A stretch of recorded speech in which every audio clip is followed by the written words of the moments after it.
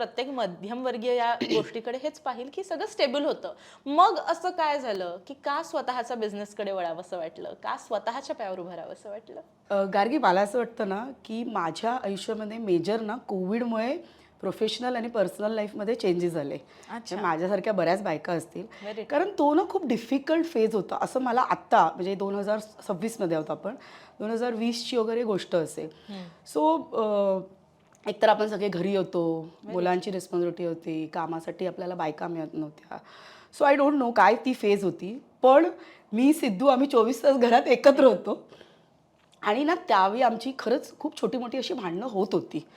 म्हणजे काय कारणं आता मी मागे वळून पाहते तर कधी कधी मला ते हसायला येतात. पण काही कारण असो, पण तो जो पिरियड होता ना साधारण एक मे जून जुलैपर्यंत ना it was very difficult. First फेजला तर सगळं बंद होतं, आपण काही करत नव्हतो. तर एक दिवस काय झालं, मी सिद्धूला पोहे खूप आवडतात, म्हणजे त्याचं नाश्त्यामध्ये ठरलेलं असतं डोसा किंवा पोहे, बर. चहा, घावणे, हे 4-5च गोष्टी त्याला आवडतात. आणि साधारण आमच्याकडे पोहे रोजच असतात. बरं ना, मला वाटतं साधारण मेचा काहीतरी महिना असेल आणि मी ना ब्रेकफास्ट बनवत होते आणि सिद्धू बाहेर फोन करत होता आणि म्हणजे मला तो दिसत नव्हता. आणि एक दिवस आधी ना पुन्हा असं काहीतरी आमचं चुटूर काहीतरी झालं असणार. राईट. म्हणजे मी पण आर्ग्युमेंट करते, नाही असं नाही आहे, भांडणं झाली की तुला माहिती आहे नवरा बायको कोण गप्प नाही बसत ना कोण. तर त्यांनी ना फोन लावला. बँकेमध्ये ना आमचं एक जॉईंट अकाउंट होतं आणि तिथे त्यांनी फोन लावला आणि तो म्हणाला की हॅलो नमस्कार, मी सिद्धार्थ जाधव बोलतोय आणि आजच्या नंतर माझ्याशिवाय कुठल्याही बँक अकाउंटमधनं, माझ्या बँक अकाउंटमधनं मी चेक केल्याशिवाय तुम्ही तो चेक पास नाही करायचा किंवा तुम्ही पैसे काढायला द्यायचे नाही, ओके. असं तो म्हणाला. आणि हे ना मी किचनमध्ये ऐकत होते. तर मी ना थोडी हल्ले, म्हणजे कसं होतं साधारण 2020पर्यंत सिद्धूचं सगळं फायनान्शियल म्हण हे सगळं मी सांभाळत होते. बरं असं काही नव्हतं ना की त्याला न सांगता किंवा त्याला न माहिती असता त्याचे फायनान्सेसचं काय होतं, कारण घर त्याच्याच नावावर होतं, गाड्या आम्ही दोन ज्या घेतल्या होत्या त्या त्याच्या नावावर होत्या. त्यामुळे इंडिव्हिज्युअल असं माझं काही नव्हतं. फक्त माझं एक होतं ना की यार मी ज्या मुलाबरोबर लग्न केलं आहे आई वडिलांच्या विरोधात, मला त्या माणसाला सक्सेसफुल बनवायचं आहे. बरोबर आहे. सक्सेस त्याचंच आहे, पण एक असतं ना आपली पण जिद्द. Yes, yes, तो त्यामुळे मी 2013ला नोकरी सोडून दिली होती स्वखुशीने. असं नाही की त्यांनी मला सांगितलेलं, कारण तोपर्यंत सिद्धू सेटल झाला होता. मला एक तो कॉन्फिडन्स आला होता की म्हणजे नोकरी, मला तोपर्यंत 2011ला माझी मोठी मुलीचा जन्म झाला होता आणि 13पर्यंत मला हा कॉन्फिडन्स होता ना की सिद्धूच्या कमवलेल्या पैशावर आपण आपला संसार चालवू शकतो. आणि तो वाढवायचा असेल तर मग मी फुल फ्लेज त्याचे डेट्स म्हण किंवा त्याचे जे काय आहे ते हेल्प करत होती त्याच्या CA आणि त्या सगळ्यांबरोबर. हा फोन कॉल जेव्हा झाला ना तेव्हा मी थोडी डिस्टर्ब झाले. म्हणजे मला असं वाटलं ह्याला आपल्याला कोणीतरी बिनपगाराच्या नोकरीवरून काढून टाकलेला आहे आणि तो असं असं सांगतोय. त्याच्यानंतर त्याने अजून 2-3 कॉल्स केले आणि तो म्हणाला की नाही नाही मला वाटतं साधारण आमचा तो हे असेल अकाउंटंट वगैरे असेल, तो म्हणाला की आजच्या नंतर माझं मी सांभाळीन डेट्स हे ते वगैरे. आणि मग त्याच्यानंतर आपण कसं गप्पा बसणार ना, मी पण म्हणलं हो ठीक आहे मी पण आजच्या नंतर नाही सांभाळणार तुझं काही, तू तुझं बघून घे, असं ना ते हे झालं.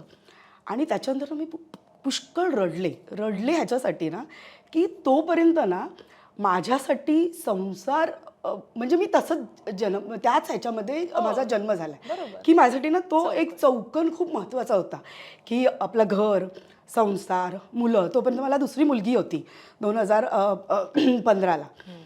त्यामुळे ना मी अशी खूप इमोशनल झाले होते.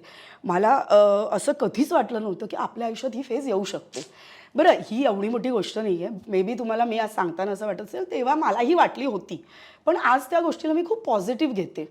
आणि त्यानंतर ना मी खूप विचार करत होते की मला माझ्या आयुष्यात काय करायला हवं, मी काय करू, कारण नोकरी सोडली 2013 ते 7 वर्ष झालेले. बरं त्यानंतर मी माझ्या जर्नलिझममध्ये जितके बॉसेस होते किंवा मैत्रिणी मित्र होते त्यांना मी फोन केलेला की मला जॉब करायचा आहे पुन्हा. बरं मला कोणी जॉब दिला नाही. का सांग, म्हणजे त्याचे कारणं वेगळे असतील. कोविडही सुरू होता आणि त्याच्यामध्ये एक असंही होतं ना की ही सिद्धार्थ जाधवची बायको आहे, हिला काय गरज आहे जॉबची. हे आणि कसं आहे माहिती आहे का, मी प्रत्येकाला हे नाही सांगू शकत ना की माझ्या आयुष्यात काय घडतंय किंवा दॅट इज नॉट इम्पॉर्टंट. तर मला ना तेही खूप वाईट वाटत होतं की यार मी काय करू. खूप जणांशी बोलत होते मी, काय करू शकतो आपण.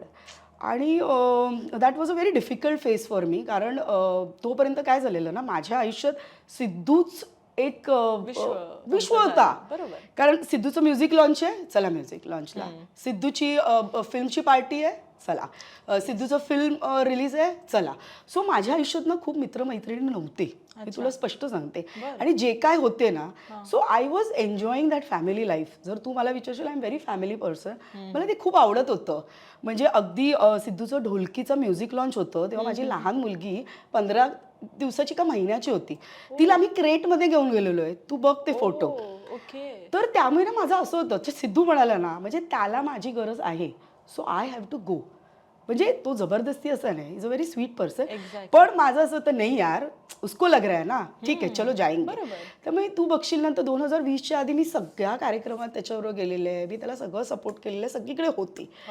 पण 20 नंतर मग मी ठरवलं ना, की नाही यार कुठेतरी ना आपल्याला आपण काय आहोत, आपलं काय आयुष्यात महत्त्व आहे ते सिद्ध करणं खूप गरजेचं आहे. आणि तो स्ट्रगल ना मला कोणासाठी कोणाला काही सिद्ध करायचं नव्हतं. तो स्ट्रगल माझ्यासाठी होता. बरोबर. की माझा जन्म, जे मी तुला सांगितलं की मी खूप डॅशिंग आणि अशीच होते आयुष्यभर. मी संसारात स्वतःला रमवून घेतलं ना. It was by choice. मला कुणी सांगितलं नव्हतं नोकरी सोड, मला कुणी सांगितलं नव्हतं मॅनेज कर, मला कुणीच नाही ना. हे माझं ठरलेली गोष्ट होती. मग मी विचार केला, मग ठीक आहे ना, आपण काही चांगल्या चुका आयुष्यात केलेल्या आहे, आता ह्याच्या पुढे आपण असं काहीतरी करू ना की उद्या स्वतःला आरशात बघताना आपल्याला लाज नाही वाटली पाहिजे की आपला जन्म का झालाय आणि आपण काय करतोय. आणि तोपर्यंत ना सिद्धूचं बऱ्यापैकी सेट झालेलं 2020 पर्यंत. म्हणजे त्याचं CA होता, त्याचा अकाउंटंट होता, तो ॲज अ ॲक्टर म्हणून पण बऱ्यापैकी सेट झाला होता. तर तसं मग मी माझा प्रवास 2020ला सुरू केला.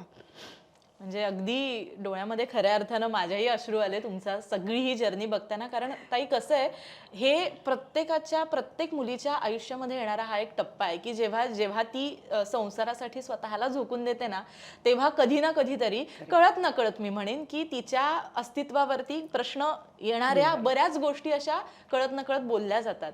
आणि मला असं वाटतं की ही गोष्ट माझ्या प्रत्येक मैत्रिणींना ऐकली पाहिजे, जिच्या आयुष्यात असे प्रश्न उभे केले जातात. आणि ते फक्त प्रश्नापुरता सीमित न ठेवता तुम्ही तुमच्या कृतीनं उत्तर देणं खूप गरजेचं आहे.